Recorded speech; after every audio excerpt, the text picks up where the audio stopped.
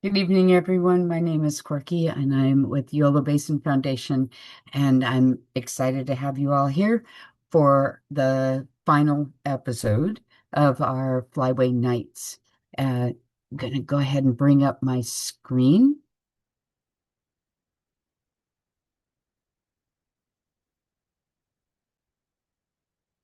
Flyway Nights is our speaker series that runs November through April, and tonight we're going to be hearing from our wildlife area manager, Garrett Spaan, about the various updates of the Yolo Bypass Wildlife Area and the projects that the department has been working on to improve habitat. Also, just as a reminder, the end of this month is California Duck Days.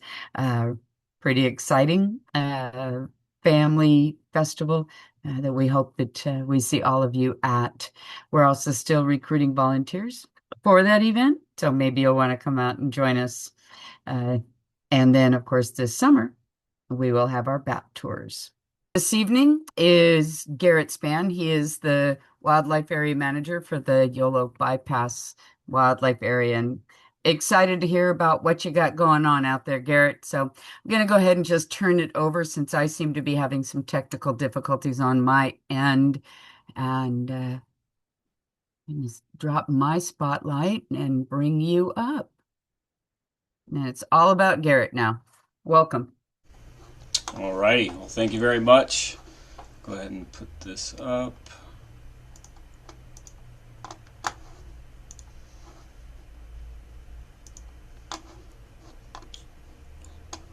All right. Well, yeah, like Corky said, my name is Garrett Spaan. I am the Wildlife Area Manager of the Yolo Bypass Wildlife Area.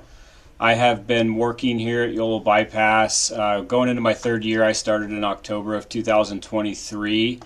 Prior to working at the Yolo Bypass Wildlife Area, I worked for the U.S. Fish and Wildlife Service at the Sacramento National Wildlife Refuge Complex. I spent about 14 years working there on multiple different refuges, and then came over to Yolo in October of 2023. And it's been an absolute pleasure working at this wildlife area with the staff and our partners. It's an incredible wildlife area, very big, diverse place with a lot going on, a lot of different habitat types, a lot of different wildlife use, a lot of recreational opportunities, a lot of pros and cons, a lot of good things going on, and there's also a lot of things that, with flooding, that have major impacts on our ability to manage habitat. So tonight I'm going to go over just an update on habitat conditions, go over a little bit on our wetland management tactics here at the wildlife area, and then dive into some of the projects that we have planned or planning here in the future. We have the potential to have a very busy construction season this field season if everything lines up. But we also have some pretty exciting projects that we have in the works as well. So I'm gonna kind of go over some of those things. And first, I'm just going to give a general overview of the wildlife area, kind of what we have here at Yolo Bypass Wildlife Area. If you haven't been to the wildlife area before. So the Yolo Bypass Wildlife Area is part of the Bay Delta region, Region 3. So within CDFW, we're split up into multiple different regions. So this Region 3 encompasses the Yolo Bypass Wildlife Area. We're kind of on the border right there at I-80 of Region 2.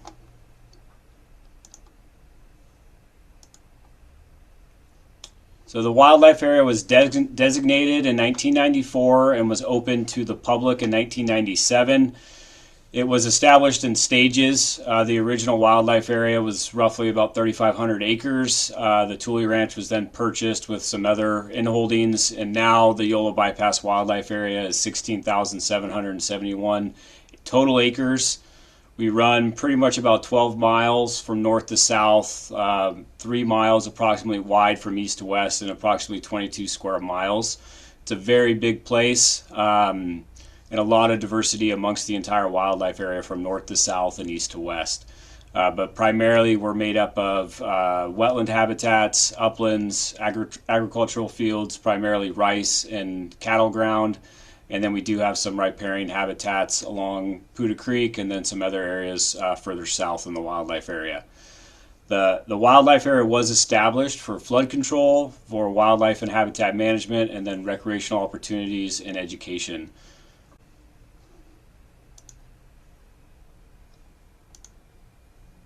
So from a public access standpoint, the wildlife area is open from sunrise to sunset, 7 days a week. The only day we close is on Christmas Day. So other than that, unless we're flooded and closed for safety, the wildlife area is open to the public for wildlife viewing, photography, hiking, education, hunting, school groups. Yolo Basin Foundation hosts thousands and thousands of school groups out on the wildlife area annually. Corky's Bat Tours, and then the auto tour route. We recently put a counter out where we estimate that we get over about 60,000 annual visitors that go through the auto tour route every single year. And then we have a very large hunting program for waterfowl, pheasant, dove during those seasons on Wednesdays, Saturdays, and Sundays. So waterfowl, pheasant, and then the early dove in September. So it's a very busy place. I think annually, our busiest time of the year is in the fall and winter. When there's hundreds of thousands of birds on the wildlife area, but this wildlife area stays fairly busy every single month out of the year, as long as we are open to the public.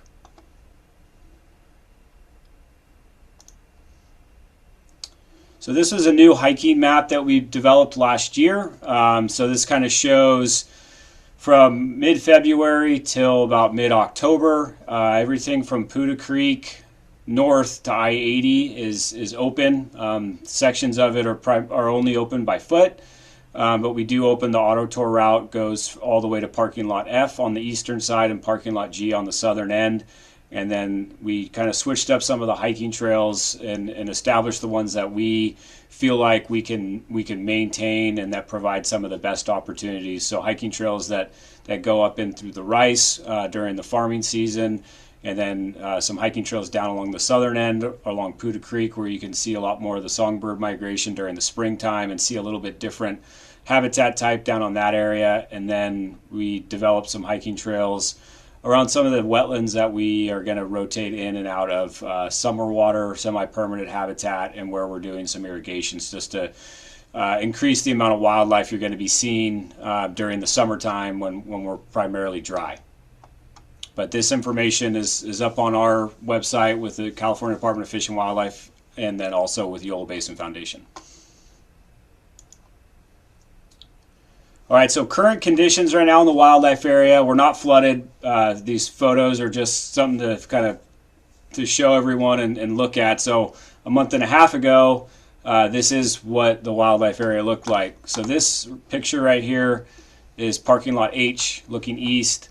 And you can see this is traditionally a crossing right here going into a parking lot, and it's a giant lake. So current conditions right now is I will applaud my staff. They worked very, very hard to get out on the area, to get all the roads repaired along the auto tour route, to repair blown out crossings and erosion. We had the road grader out there.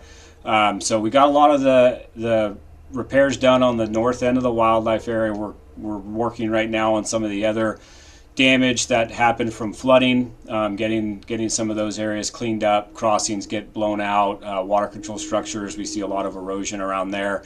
So we're trying to fix a lot of those areas. We have a large gravel order that's coming, hopefully at the end of this month or early May, so we're getting prepared for that, and we are starting all of our spring drawdowns right now. So we're busy just running around with doing water and then doing some invasive weed controls out in some of our upland fields, and working on water conveyance, mainly controlling primrose right now and getting ready for our summer seasons. So this time of the year, again, we're prepping equipment, getting ready, but flooding is a big issue during the winter time, and we have a lot of cleanup to do after we get floods. This year's flooding wasn't as substantial as last year. Last year we probably saw almost all of the wildlife area, minus a couple hundred acres, go underwater at some point during that flood event.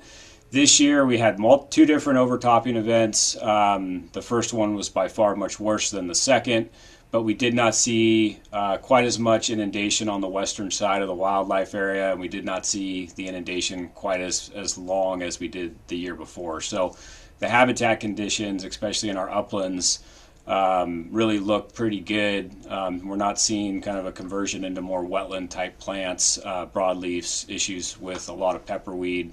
They look pretty good, a lot of annual grasses. So nesting conditions look great for this early component of the season, and then our wetland conditions look really good. If you've been around the auto tour route, you probably noticed we still have quite a bit of water on the wildlife area. Some of that is intentional, and some of that is still just a delayed effect of the flooding. So for us to drain a lot of the wetlands on the wildlife area, we have to wait for the tow drain to drop so we can actually drain water. It all kind of goes to the east. And so we need those water elevations to drop, and then we could start draining some of the fields. And so we're currently in the process of doing that right now, and I'll go over some of the drawdown stuff here in a little bit.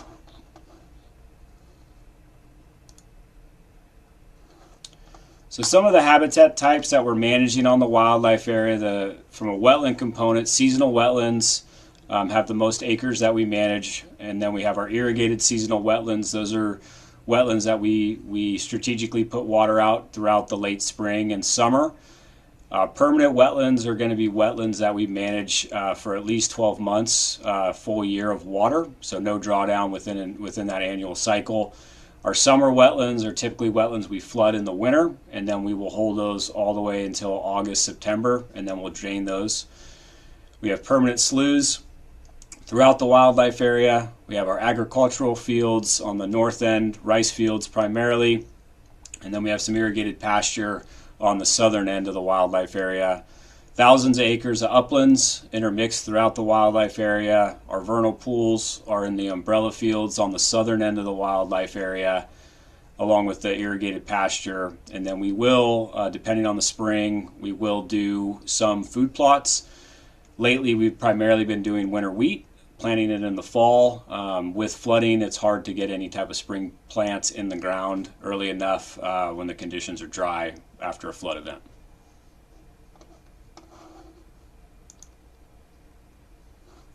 One of the biggest parts of our habitat management on the wildlife area is our planning. Every year we develop a habitat management plan. It's about a 170-page document, and we go, staff at the wildlife area, we sit around and we go through every single management unit on the wildlife area, and we develop a plan of how we're going to attack our priorities on the wildlife area.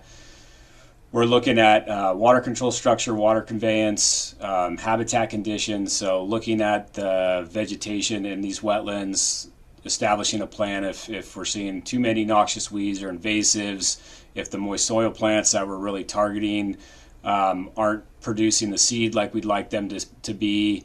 If we have issues with our roads, facilities, we prioritize those projects both from a habitat standpoint and from a facility standpoint, and we try to make sure we accomplish all of our priority projects. And that also establishes our drawdown and flood up schedules. So we develop date ranges of when we want to start water for our fall flood ups, and that helps us keep track of when we're flooding up and which units are going to be next, and same thing with drawdown. So our drawdown schedule, you're typically going to start mid-March, go all the way into mid-May, and there's a strategic plan of how you draw down certain units for the vegetation that you want to germinate. So whether you're trying to germinate swamp timothy or watergrass or smartweed, or you're trying to control joint grass or primrose or Bermuda grass or cattail, you may do an earlier drawdown. So all of that information is discussed amongst staff and put into a habitat management plan, and that is kind of our guiding plan during our field season. Our field season is primarily going to start May 1st, and then we'll run all the way into October, and hopefully be finishing up our habitat management as we start water and start flooding up in the fall.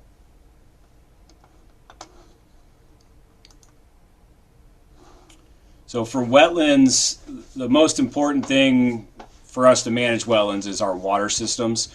We got to have water to flood up wetlands. That's how we get the birds to use those habitats, how we get wildlife to utilize those habitats. And Yolo Bypass Wildlife Area has a very complex water system.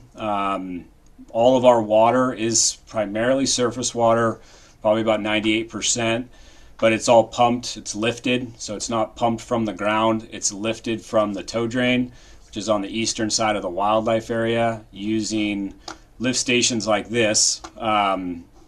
So it pumps the water out of the tow drain and then dumps that water into a conveyance canal, which then runs that water into another lift station where we lift it into another conveyance canal, or it runs it into a structure like this where there's a screw gate or a bored through riser, and we send the water through that into the wetland units through a complex network of swales and potholes to kind of make its way through all the seasonal wetlands and flood up. So our ability to maintain our conveyance, whether it's through controlling invasive weeds like primrose to keep debris out and silt from clogging up those conveyance canals and allowing water to move or slow it down, which delays flood up and drawdown, but also the maintenance on our pumps. If we lose pumps, that means we can't flood up fields. So it's really important that we identify issues that we're having at our pumping stations and we get those priority repairs done so we're in good shape in the fall. I mean, if you see delays in flood up, typically it's going to have to do with a broken pump or something going on with one of our conveyance canals. But water is very important for the wildlife area. We have 29 different lift stations spread across the wildlife area.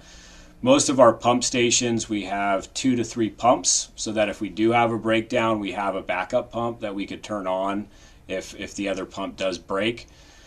And then, again, all of our management is set up, our water management is set up based on our lift stations. So our management on our maps, Greens Lake, Four Risers, Mace, they all have their own lift station that supply water to those areas, and that's why they're split up into those management blocks. Is primarily based on the water system that supplies the water from which pump station along the tow drain.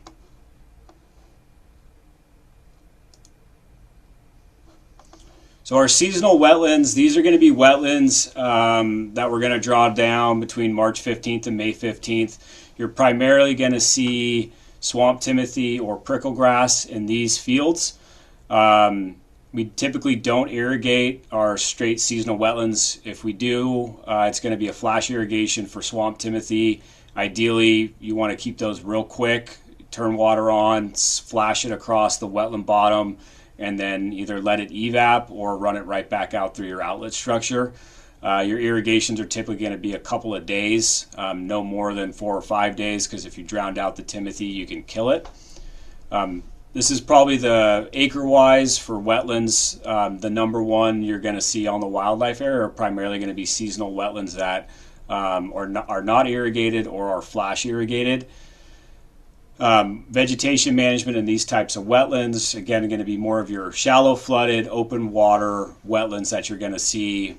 Every single one of our seasonal wetlands is going to get hit with a piece of equipment during the field season. So whether it's mowing, disking, or some type of a herbicide application to control joint grass or Bermuda grass. Primarily we're mowing. Disking we will do if we start seeing the timothy get really stunted, not seeing the seed production gets real dry and arid. We will run a disc into those units primarily to disturb the soil, mix up the seed bank a little bit, so that way the next year after the drawdown we'll see a little bit better germination of swamp timothy. So these seasonal wetlands, target depth, we're really for dabbling ducks, shorebirds, we really want to see that, 8 inches of water. Dabbling ducks, shorebirds, 4 to 8 is really what they want. A lot of our wetlands, seasonal wetlands, have a lot of topography, so you're not going to have just a flat pond bottom where you can manage depth to a T. So you have typically a pretty good fall from your inlet structure to your outlet structure within your swales. So you have high benches in your wetlands that may be 2 to 4 inches. Your swales may be 12 inches to 18 inches, and then some of those higher benches are going to sit in that 6 to 12 inch range. And that is the target, is we want that shallow flooded wetland habitat. Primary target species are shorebirds and dabbling ducks. So dabbling ducks, they really don't like to to dive under the water like a diving duck does. They want to dabble. So they really need shallow flooded water, and same with shorebirds.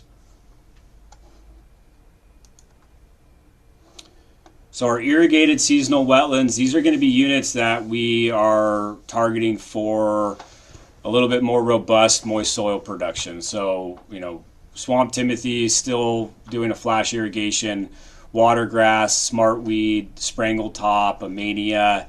Those are some of the other target, different sedges. Those are some of the other moist soil plants that we do target. A lot of times, based on when you irrigate, you'll see a little bit different variety of those moist soil plants. But, target-wise, we're looking to produce smartweed, watergrass, sprangletop are kind of the common ones. And then we do spend quite a bit of time irrigating swamp timothy fields to create, just a little bit more seed in those seasonal wetlands as well. Irrigated units do require a little bit more maintenance and management, not only from a water management standpoint, because you are typically targeting a little bit more specific range on a drawdown. You're also looking for irrigations, and a lot of this is going to be based on judging what you germinated with your drawdown and timing that irrigation along with the drawdown date, and then thinking about the environmental conditions, temperature primarily that you're going to be dealing with. But also by putting water on the landscape, especially shallow water in late spring and summer, you're also encouraging a lot of the noxious weeds to grow as well. Joint grass, primrose, Bermuda grass, cattails. And so typically as you irrigate units, you do need to set some of those back or do rotational disking and spraying to control some of those noxious weeds while you're also producing some of those priority moist soil plants. Flood up for these types of units along with our seasonals are all going to start September 1st and be staged from September 1st all the way into December is our flood up window.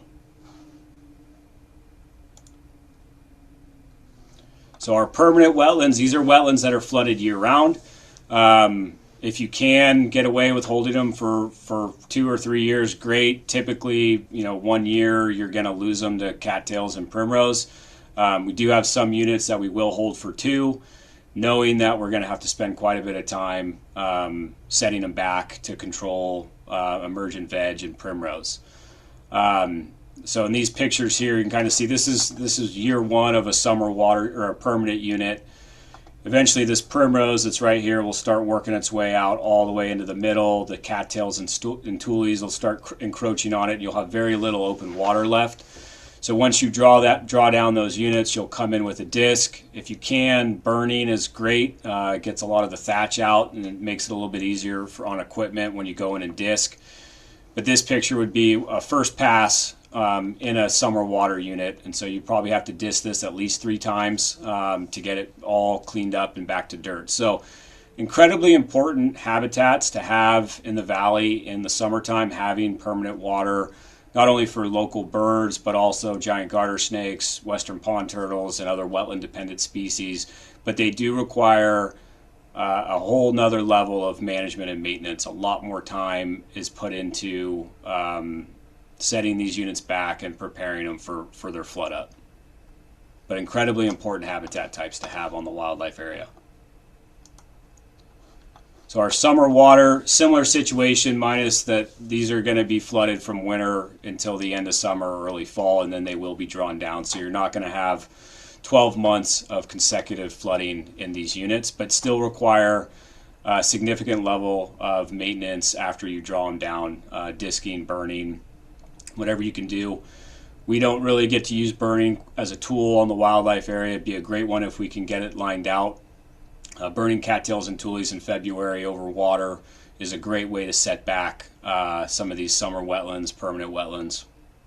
But again, summer water, because you're drawing it down, a little bit better food production in these units. You will see better brood use and wildlife use in general in the summer wetlands over the permanent wetlands, but still going to require a lot of maintenance.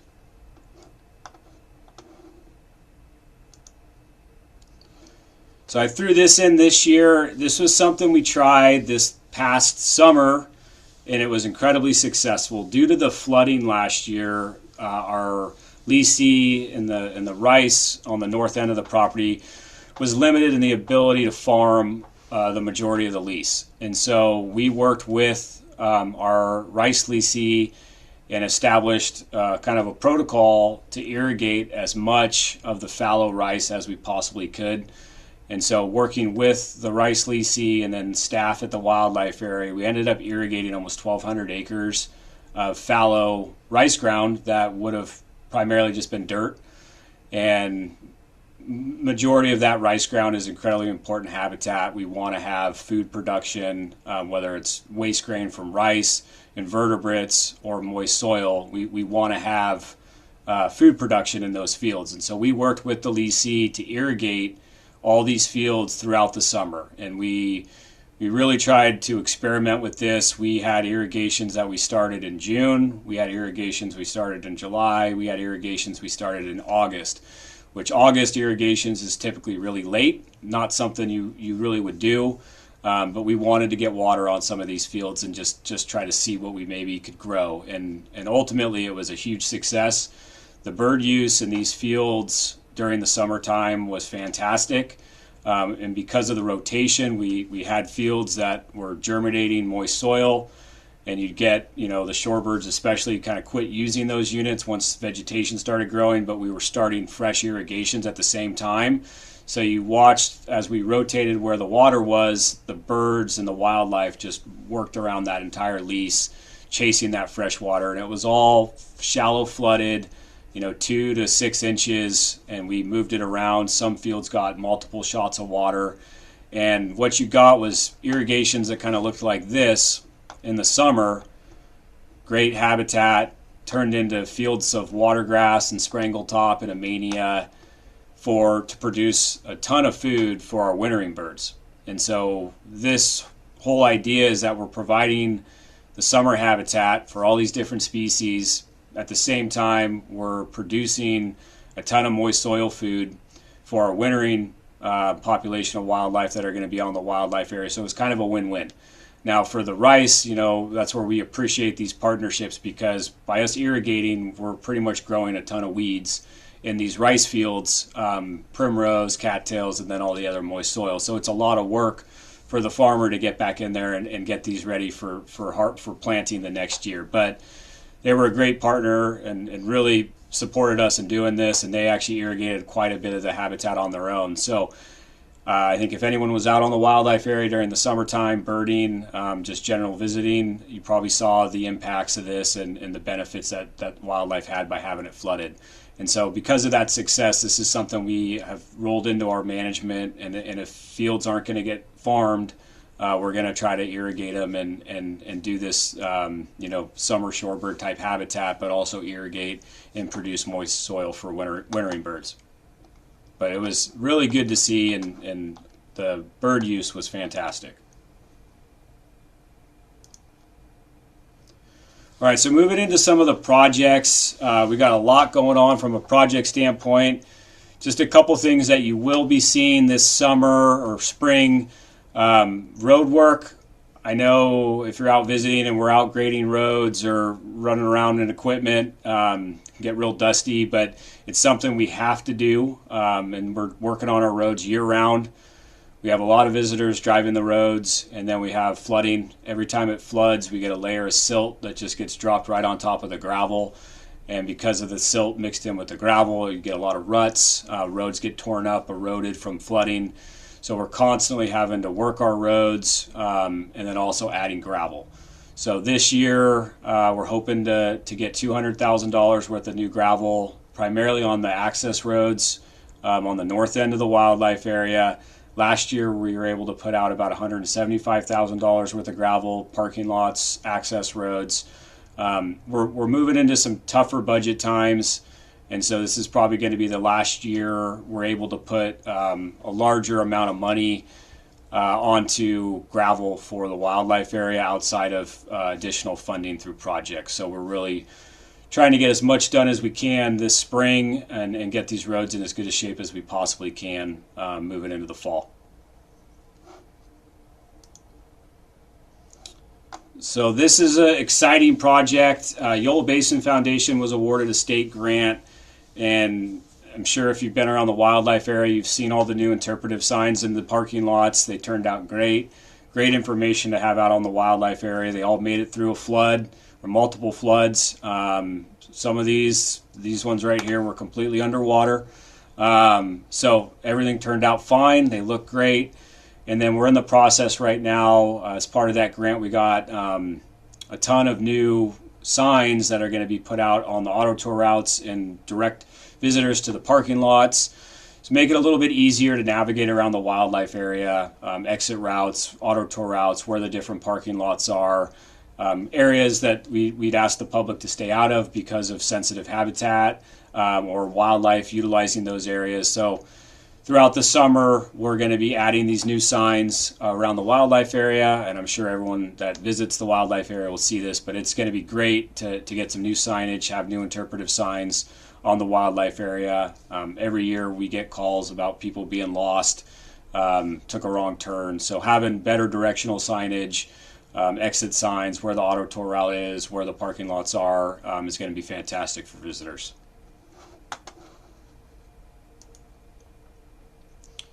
So our public access for all proposal, we're working on this with California Waterfowl. We submitted a pre-proposal and we're in the process right now of finalizing our full proposal to go to a board meeting for funding. We hit a little snag with our viewing platforms. So part of the grant, instead of pursuing funding to actually construct viewing platforms on the wildlife area, we've included it as a planning component of this public access grant because of the level of permitting that's going to be required to install these viewing platforms on the wildlife area. So what we're looking at in this proposal is funding for the planning and permitting and design of 2 viewing platforms, looking at parking lot B for one location and the Rice Point as the second location. These would be raised viewing platforms to give visitors a little bit above ground view of some of the wetlands. The other component is installing an accessible hiking trail between parking lots B and C. Almost $500,000 worth of gravel just for road improvements throughout the wildlife area. Developing an all-weather exit route out of the southern end of the wildlife area. An accessible hunting blind, wheelchair accessible hunting blind. New hunting blind replacements in the hunting area, and then parking lot improvements. So a really great project. We're real close to getting the full proposal submitted and hopefully be able to go to a board meeting late spring and hopefully get funded for this project because it's definitely needed across the wildlife area to get some significant improvements.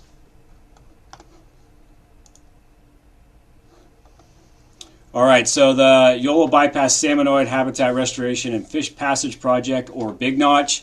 I talked about this a little bit last year. So this year it was operational. We never saw full operation. For the most part, it seemed like mostly test flows going through Big Notch, not a huge amount of water when gates were open. So we really didn't see impacts from operation. But the idea behind Big Notch, it's a notch in the Fremont Weir, which is going to allow up to 6,000 CFS to go through into the Yolo bypass to create fish passage into the Sacramento River and floodplain habitat during the wintertime. For the wildlife area, it creates some problems with more flooding potential when we typically wouldn't be flooded. I'd say based on the couple of floods that I've watched since I've been here, the biggest impacts are most likely going to be for drainage. When we see a Fremont Weir overtopping and we flood, it typically is going to take us 2 to 3 weeks after the Fremont Weir stops overtopping to actually get water out of the wildlife area and fix roads and get portions open back up to the public. With 6,000 CFS kind of behind all that flood water trying to get out, the water is going to have a very difficult time getting out of the wildlife area. So we may see increased time of closures due to flooding and the ability to reopen after a Fremont Weir overtopping. And there'll be impacts, during the fall when it starts operation, depending on the amount of water that's going through the Big Notch and the amount of water we're getting coming from west side tributaries trying to go from west to east and what those impacts will be. But I think we'll learn a lot when we're actually seeing full operations and be able to monitor what's going on.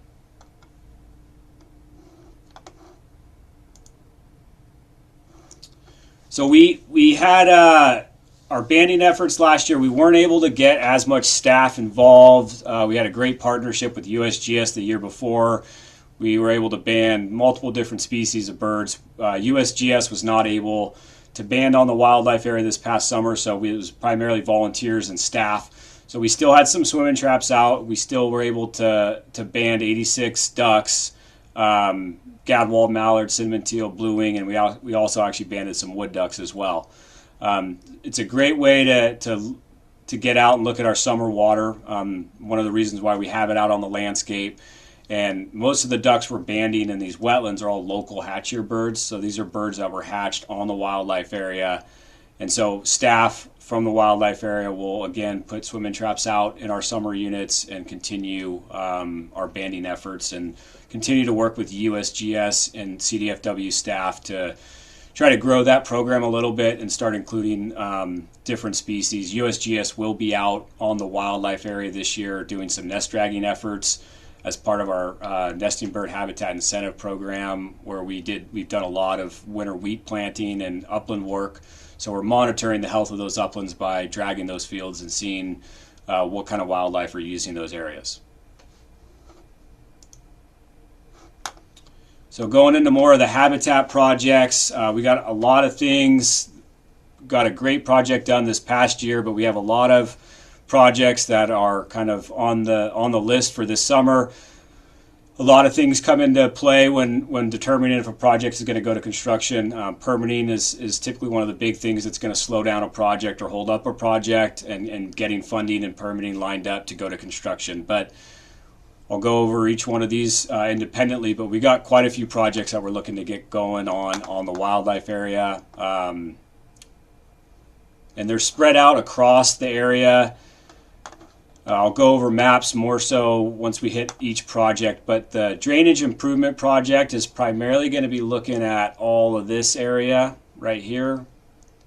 We have a duck stamp project with Ducks Unlimited that's going to be looking at these two units up here.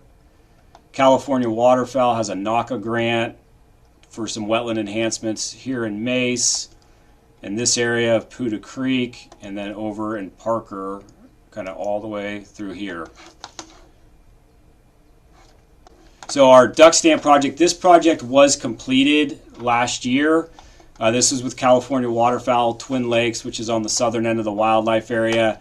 It was split up into two separate units. This unit was managed more as a permanent wetland. Major issues, deep water, couldn't drain it, a lot of issues with primrose, and the productivity of it just was really bad. So we wanted to combine them back into one bigger unit, redo the water conveyance, new structures, new swales, some leveling. So that was completed this past year, turned out fantastic. They did a great job. So this is kind of an aerial of that same unit. You can see here there's a cross dike that runs down here in the middle. So we ripped this out, leveled it, and now we're managing this as just one big unit. So here's some photos of the construction, and then here's some photos of it fully flooded. And it was, surprisingly, the bird use in this unit was fantastic this year, for 75% of it being disced and scraped, primarily all dirt, but it did get really good bird use, and so I'm excited for what this is going to hold for us in the future. So this drainage improvement project, we're working on it with Ducks Unlimited. This is the rest of the funding from multiple years ago, where the first phase of the drainage improvement project was completed with the new bridges along the Davis Drain, which was a huge water conveyance project. So this is the funding that's left over from all of that, and so we're going to dive in to fixing more drainage and more water conveyance issues that we have on the wildlife area, and then do a little bit of wetland work as well as part of this project. So it's a big area. These are all going to be managed wetlands that'll benefit off of this project, and then we're also going to see some good benefits to some of the rice ground over here, which is what we call the 1,000 acres. And so primarily this project is going to be looking at improving water conveyance. This right here is what we call the Four Risers Basin. It's an incredibly important delivery conveyance. It pretty much takes water from this 55 lift station. That water hits the Four Risers Basin and it goes north, it goes south, it goes west, and it goes into the rice over here. Those structures are all completely blown out, as you will see in some of the pictures here in the next slide. So we're replacing all of those structures. We have a major beaver problem along this delivery ditch where our beavers are tunneling through our roads and our roads are collapsing. They're no longer drivable, need to be rebuilt. So this project is going to reinforce the delivery along the 55 ditch to allow water to go into the Four Risers Basin without leaking into these wetlands or blowing out through our roads and make our roads drivable again. We're going to clean some of the conveyance canals that deliver water here. There's a crossing down here at parking lot H, which is a major issue with flooding. Every time it floods, this crossing gets blown out and we have to rebuild it. So we're looking at just pulling the crossing out altogether, and then we'll have a road on the southern end of the canal and a road on the north end of the canal, and build a new parking lot, and then get rid of that crossing in the tow drain.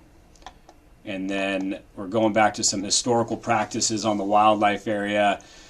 Historically, when the wildlife area was all farmed, the water for all of this actually came from this conveyance canal down here, went from south to north. Now we take this water from here and we have to bring it all the way across and down, which is one of the reasons why you don't see a lot of farmed rice over in this general area of the wildlife area, because it's so hard to get water to it.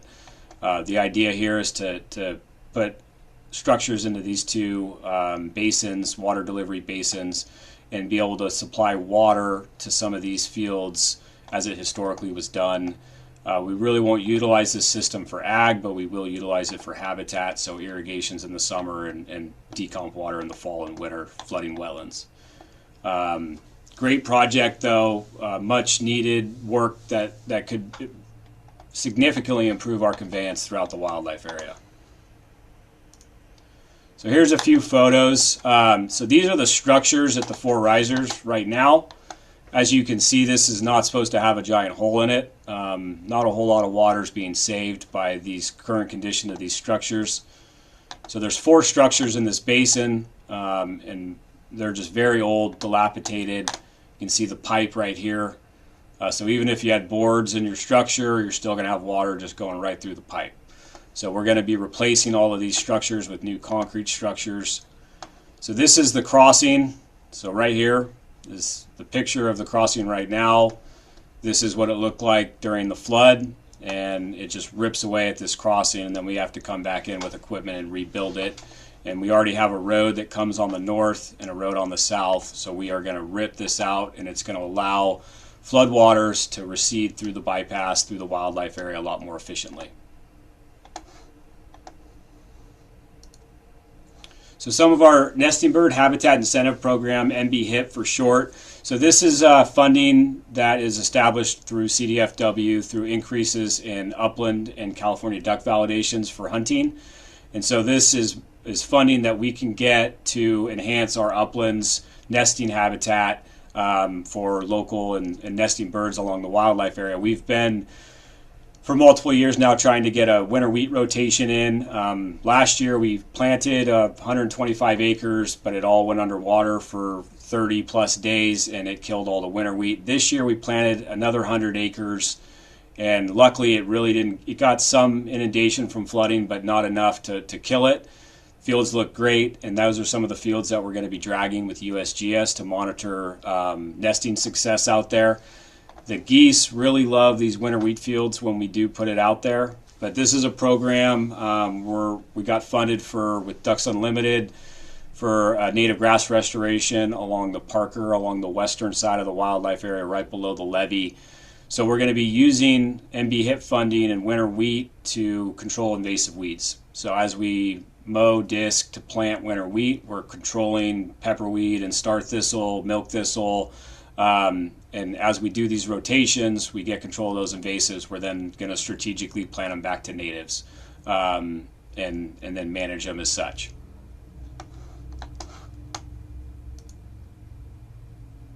All right, so we have 3 NACA projects with California waterfowl, one in the Parker unit, one in the Mace unit, and one in Puda Creek. So the Parker project is a combination of a wetland enhancement, native grass plantings, and some swale work. We have a permanent wetland in the Parker unit. We manage it as permanent or summer water, but we need to make it a little bit deeper. If you can hold your water around 24 inches deep in the summertime, you don't get as much recruitment of cattail, so you can keep them open a little bit longer, keep open water out there. So we want to improve the swales and potholes, increase the depth of the wetland so we can manage a little bit deeper. And then we're going to seed a lot of the benches, the uplands around these wetlands with native grasses. And then we'll improve the swale network throughout some of these other units, just to make it easier for us to move water. But we've been talking about these projects for years, and so it looks like we're finally going to be able to go to construction on these this summer. The other project that's part of this NACA grant is in the Mace unit. So here is parking lot H right here. So these are both going to be seasonal wetland enhancements and primarily looking at water conveyance. So cleaning out swales, replacing old structures with new structures, and then just getting everything, we'll grade everything to a better elevation so that water can move throughout the unit more efficiently, drainage and flood up, so it'll improve our ability to flood up these units and also drain these units. One of the other things here, so I'm sure folks have always wondered what these little rectangular ponds were along the gravel road here. These were part of a mercury pond study where they were doing research in these ponds. They haven't been active for a long time. So we're actually going to create a native grass restoration and clean all this up and make one big native grass restoration right here. So this will be a great project. Again, more of an enhancement, just really improving wetland units. They will silt in. Your swales, your structures are going to break. The pipes are going to separate. So, as you start seeing the swales silt in and the structures start to degrade, it's great when you can get these NACA projects to get a lot of work done that's very expensive work to do and work that we don't have the staff or the budget to do on our own. So getting the funding from a NACA grant or a WCB proposal or a California Duck Stamp proposal, working with our partners like California Waterfowl and Ducks Unlimited to implement these projects is a huge help for us and also just the general management and maintenance of the wildlife area. The third project that's part of our NACA grant is in Puda Creek. And so again, another one, we got some areas of high ground that we want to clean up to just show a little bit more shallow flooded wetland. And then these are all swales that are pretty much completely silted in, issues getting water on and off. And so we're going to clean out all those swales. Structures are old, 30-year-old metal structures that need to be replaced with concrete structures that are going to hold up a little bit better. Rebuilding a lot of these islands, loafing islands throughout the unit. So another great project, a lot of acres, over 200 acres in this unit alone that'll benefit through this project. So Ducks Unlimited was awarded funding for a California Duck Stamp project and 4 risers. This is a unit we've been managing in summer water. This last summer. We were banding ducks in this unit, but incredible bird use during the summertime. Really good habitat. The issue is just some of the wetland design on this unit. And so we worked with Ducks Unlimited to design a project where we're gonna cut some of the high ground, show a little bit more water, be able to manage at a better depth. But this is a great unit, very productive. And then there's a substantial native grass component with this project as well. So the idea is to develop this unit into more of a summer wetland that we would manage rotationally every other year or so, try to manage summer habitat, but we need to improve our water management capabilities in this unit. So this is a brand new picture aerial of what this looks like right now. So this is primarily all open water, but after a summer water this past year, this is all the open water you can really see. So this is all grown in with cattail and primrose primarily. So we want to cut a lot of this higher ground so we can manage a better water depth. And then we're going to go, this is 4R4 right here, and then into 4R5, we're going to create a network of swales and potholes. And then all these benches are going to be, we're going to take dirt, put some on there, and then also plant native grass. So we'll have really good nesting along our potholes and swales. The summer water, these will be managed together. So this summer water flows through an outlet structure into these swales and potholes amongst good upland habitat for nesting birds. So we're hoping if we can get everything, contracts and everything done, that we could also go to construction on this project this summer. If not, it would go to construction next year. So the Yolo County RCD is continuing. They were awarded some funding through the Wildlife Conservation Board to do pollinator plots on the wildlife area. So they've done some in parking lot A. We did a bunch in a riparian section along Puda Creek, and they also did some at our headquarters office. There's a mound, it's actually a leach field, septic mound out at our headquarters, but they seeded it all with pollinator plants and are managing it right now. And it's been great to see and have them help us manage some of these pollinator plots. And they've been very successful, the areas that they've planted and seeded. All right, a couple other things we're working on. So Puda Creek, parking lot G is the Los Rios check dam. We are working with a grant with river partners right now, and our partners, Los Rios Farms, Solano County Water Agency, to develop a bypass channel for fall run salmon. The Los Rios check dam is incredibly important for water management, for the wildlife area to be able to flood wetlands. And so when we have the boards in for us to be able to actually gravity feed water into the Puda Creek Sanctuary. If the check dam boards are not in, we cannot utilize that gravity system of water, so those wetlands will go dry, and they'll be flooded way later into the fall or in the winter. When the check dam boards are in, fall run salmon cannot get up Puda Creek.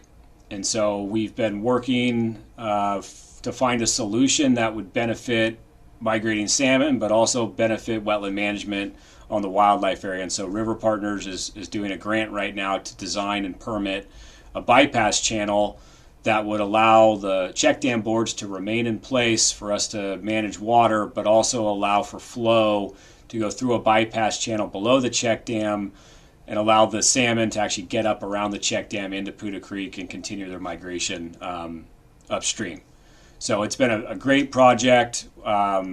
We should have a design and permitting. We're working on it, have something by this fall. But we've learned a lot working with Solano County Water Agency and Los Rios Farms on how we can manage for both. You know, last year they saw record runs going up Puda Creek, and we worked together to time the boards being pulled at the end of October, which allowed us enough time to flood up a substantial amount of wetlands on the wildlife area.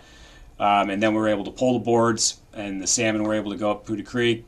Solano County Water Agency was able to do their pulse flows, and over 2,000 salmon were able to make it up Puda Creek. So one of those, true evaluations of a multi-species benefit project where we're really looking at all the different wildlife that could benefit off of this project. And I think we'll have a great chance of getting funding for implementation of this bypass channel once we get the design and permitting all done. But this will be exciting. And then CDFW staff is continuing to put out automated recording units throughout the wildlife area. And you may see them if you're driving around the auto tour route, little pole with a little device on the top. But really looking at distribution of pheasants across the wildlife area. And it's been really interesting. And a lot of other birds, too, are getting picked up on these ARUs. And so it really kind of tells us where certain species are liking certain habitat types, and we can investigate a little bit more of why those species are utilizing those types of habitats. All right, well, that is all I have. More than happy to answer some questions. Of Corky. I think I went a little long. I apologize. No, it's good. I'm glad you did. So thank you, Garrett. Thanks for all the information and all the amazing. Oh, you got a little hand clapping coming up here. All the amazing projects you got going on, huh? You got an awful lot juggling, right? Yeah, busy summer. Yeah, Hopefully, that's good though. That means a lot of work is getting done. yeah. You got some comments in the chat. I don't see any questions. Mm. And some happy people giving hand claps. So we do have a question that just came up in the chat. I don't know if you can see it or not. I am still having echo issues. Are you able to see the chat? Um, yeah. It's the one that says hearing about the downsides. Okay, if you could read it out loud and Yeah, then so answer hearing it. about the downsides of the Big Notch project is there sometimes a push pull between managing for salmon and managing for birds. Oh, without a doubt, and I think that's. I mean, Poudre Creek is a prime example of that, where we're not saying we want to do one type of management tactic for one species. So trying to manage a system for multiple benefits for a lot of different species, and the hope is that that is something we can evaluate with Big Notch. Is that we can see the benefits to salmon and allow salmon to make their way through the Yolo bypass and not be stranded or entrained and allow them to get back to the Sacramento River, but also not produce a ton of impacts that are going to create really deep water depths or flooding conditions where bird use is going to decline within the entire Yolo basin. So trying to find some of those strategic points where we can benefit both. And I really would hope with Big Notch that we will be able to evaluate that once we learn more about the project and know more about what's needed for salmon and what those impacts are on migratory birds and local wetland dependent species. Looks like you got a beaver question there. The beavers really don't have a management plan. Try to, to the best of our ability, coexist with them. But it's becoming a major issue for us. Staff getting injured, the amount of repairs we have to do to our infrastructure because of it. Generally, beavers in a system that's as intensively managed as a wildlife area like this, where we're moving so much water, it becomes problematic. But right now, we're just trying to do the best we can, work with different methods of deterring beavers from certain areas, learning different ways to kind of work around colonies and beaver problems. But it's a lot of labor, a lot of ditch rake and pulling beaver plugs and backhoe work. Are you getting enough federal funding? Yeah, I mean, NACA is primarily all federally funded. The California duck stamp proposals are state funded. WCB is Wildlife Conservation Board funding is state funded. But we have federally, state, we have a lot of great partners, and we get, if we can get projects put together, there's a lot of funding available to do a lot of wetland enhancement work. See, Kate asked a follow-up question. How do you define success for that project? What project? It was the Big Notch. So I mean, I wouldn't be able to define success for that project. That's going to be more of a DWR, being able to define success of that project through their monitoring. My involvement with Big Notch is more so that we manage a wildlife area that's going to see potential impacts from the operation of that project.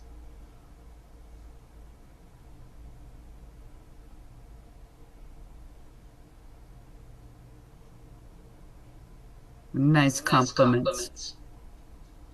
Appreciate that. Garrett, you want to hit your mic there for me? Yep. Oh, so we did get another question. Looks like you need to answer there. How can one help with the band? So right now, the hope is we can get a big enough banding program where we could get volunteers that could help us. Right now, it's kind of staff and volunteers. You know, UC Davis, California waterfowl, folks that have experience banding. We just don't have a big enough program where we could do like volunteer banding nights. But hopefully, we will get to a point where we can get a bigger program and have more volunteer help to help us run it. But if you are interested, you can always give me a call. And if we're going out and you want to sign up as a volunteer and help us, and there's an opportunity, we're always looking for help. All right. Well, thank you so much, Garrett. We truly appreciate all the work that you're doing, the partnership with Yolo Basin Foundation, and the opportunity to get out there and see the wildlife, right? And for me personally, to take the kids out. So thank you so much. Really appreciate you joining us this evening. We're going to go ahead and sign off, and hopefully we'll see some of our guests at California Duck Days the end of the month. Good night, everybody.